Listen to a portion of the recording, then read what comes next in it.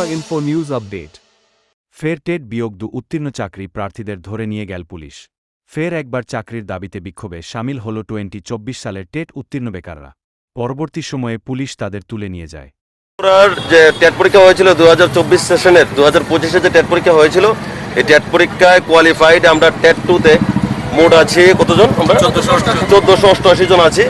এর মধ্য থেকে রিসেন্ট কিছুদিন আগে একটা নোটিফিকেশন বেরিয়েছে যার মধ্যে নিয়োগ করা হবে টেট 2 শুধুমাত্র 1020 জন।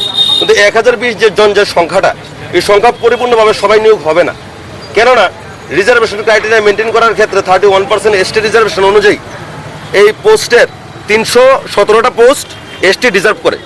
এই 1020টা পোস্টের মধ্যে কিন্তু এসটি স্টুডেন্ট কোয়ালিফাইড আছে 128 জন কোয়ালিফাইড আছে। তাহলে বাকি যে পোস্টগুলো, ওই পোস্টগুলো অলরেডি অ্যাবলিশড হয়ে যাবে, নষ্ট হয়ে যাবে, কারণ কোয়ালিফাইড নেই। ঠিক আছে, তাহলে কথা হচ্ছে যেহেতু মুখ্যমন্ত্রী স্যারের নিজের বক্তব্য এবং আমাদের ক্যাবিনেট থেকে কিংবা আমাদের আরটিআই থেকে আমরা যে সংখ্যাটা পেয়েছি শূন্য পদের, এই সংখ্যাটা ছিল এক বছর আগেই 4100। তাহলে এবছর রিটায়ারমেন্টে গেছে অনেক, 2000-এর মতো রিটায়ারমেন্টে গেছে, তো 6100 হলো। পাশই করেছি আমরা 1488 জন। আমাদের সবাইকে একসাথে নিয়োগ করতে কি অসুবিধা?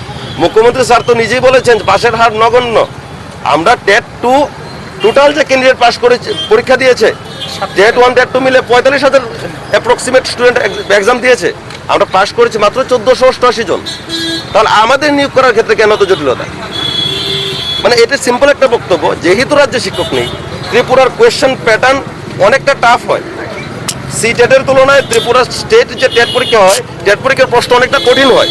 কঠিন হওয়া সত্ত্বেও আমরা দিন রাত এক করে কঠোর পরিশ্রম করে আমরা পাস করেছি। পাস করার পর আমরা ভেরিফিকেশন কমপ্লিট করে 1 বছর হতে গেল। তাহলে আমাদের এমন হওয়া উচিত তো এরকম ছিল যে ত্রিপুরায় এত পরিমাণ টিচার দরকার, আমাদেরকে পাস করার সাথে সাথে নিয়োগ করার দরকার ছিল। তাহলে কেন আমাদেরকে অপেক্ষা করেছে? আর যেহেতু নোটিফিকেশন ওরা দিয়েছে, দেওয়ার পরও কেন কম সংখ্যা? আর আমরা তো বেশি নেই। যদি এরকম হতো যে আমরা 10,000 পাস করেছি, ছোট একটি রাজ্য, 10,000 টিচারকে একসাথে নিতে অসুবিধা, এটা মানা যেত। কিন্তু আমরা পাসই তো করেছি 1488 জন।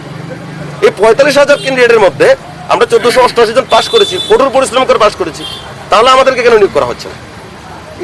তারপর আমরা সুষ্ঠুভাবে কোনো জায়গায় জবাব পাচ্ছি না। মুখ্যমন্ত্রী স্যারের সঙ্গে দেখা করার চেষ্টা করলাম এই পর্যন্ত 5-6 বার। ফাইন্যান্স মিনিস্টারের সঙ্গে দেখা করার চেষ্টা করলাম। কোনো মিনিস্টার বাদ নেই ত্রিপুরা যাদের সঙ্গে আমরা দেখা করার চেষ্টা করিনি। আমরা আমাদের ত্রিপুরার যে যতজন মন্ত্রী, মিনিস্টার, এমএলএ রয়েছেন, আমরা সবার বাড়িতে গেছি, অনুরোধ করেছি শুধু আমাদের দাবিটা একটু তুলে ধরার জন্য। কিন্তু কোথায়? কোনো তো কাজ হলো না।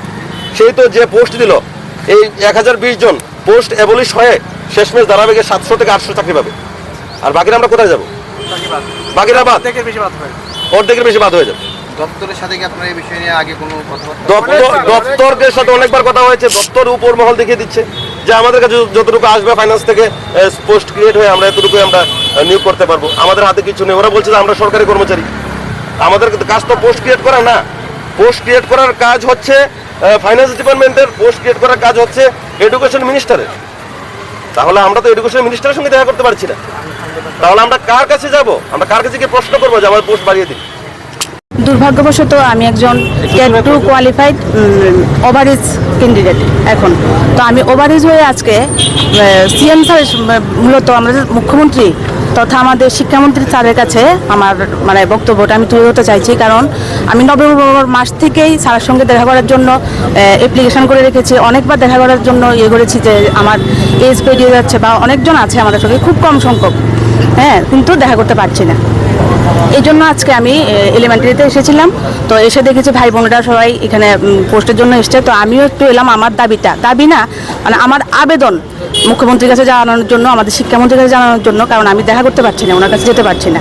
তাই আপনাদের মাধ্যমে আমি ওনার কাছে আমার মনের ইয়েটা জানাতে চাইছি। অনেক বছর পর টেট পরীক্ষা হয়।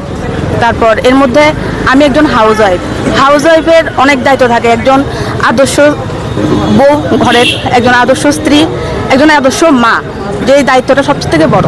তো আমার সন্তানকে আমি বড় করে পড়াশোনা করিয়ে, আমার সন্তান 12 পাস করেছে, তখন আমি টেট কোয়ালিফাইড করছি। কতটুকু পরিশ্রম করলে আমি এই পরীক্ষাটা উত্তীর্ণ হয়েছি।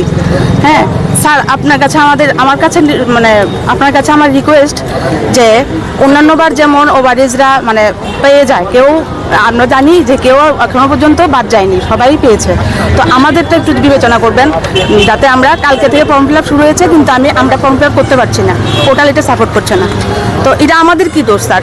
আমরা তো কোনো দোষ করি না, আমরা তো অনেক পরিশ্রম করে, অক্লান্ত পরিশ্রম করে একজন হাউস ওয়াইফ হয়ে, আমরা স্টুডেন্ট লাইফ না যে মা বাবা আমাদের মুখের সামনে খাবার এনে দিয়েছে, আমরা খেয়েছি আর পড়েছি, আমরা অনেক কষ্ট করে সব দিক সামলে আমরা পড়াশোনা করেছি।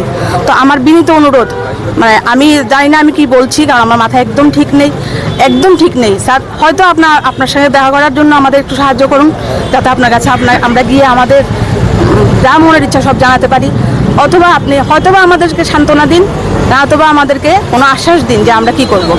আমরা যাতে মানে ব্যর্থ না হই, আমাদের মূল্যটা যাতে দেওয়া হয় আমাদের কষ্টের।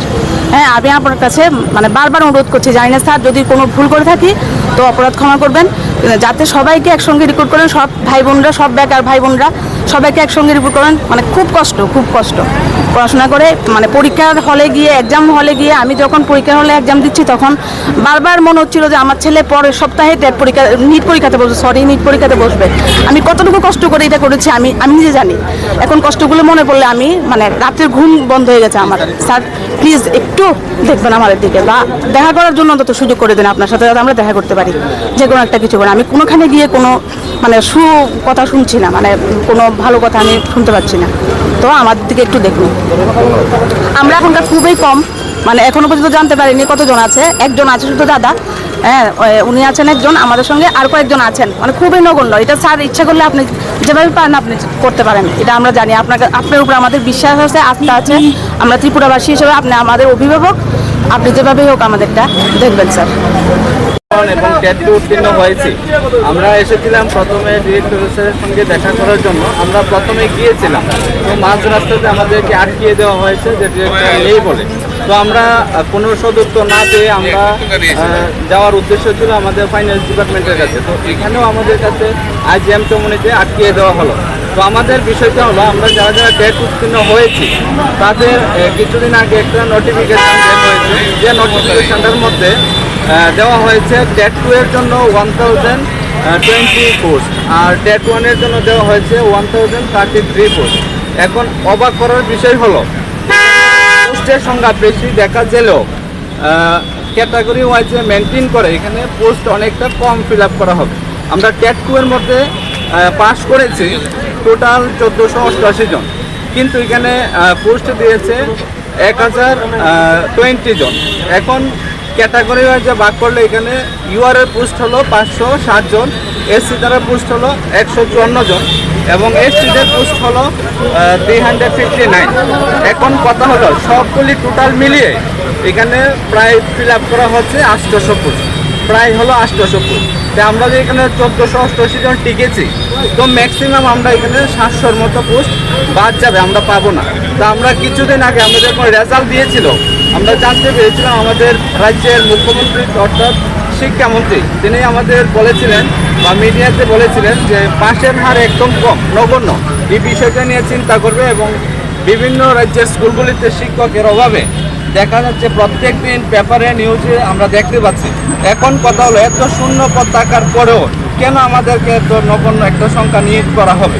আমাদের দাবি হলো সবাইকে একসঙ্গে নিয়োগ করতে হবে, আর এই দাবি যতক্ষণ না মানা হবে আমরা আন্দোলন থেকে সরব না, আমরা আন্দোলন চালিয়ে যাব। এটাই হলো আমাদের মূল বক্তব্য।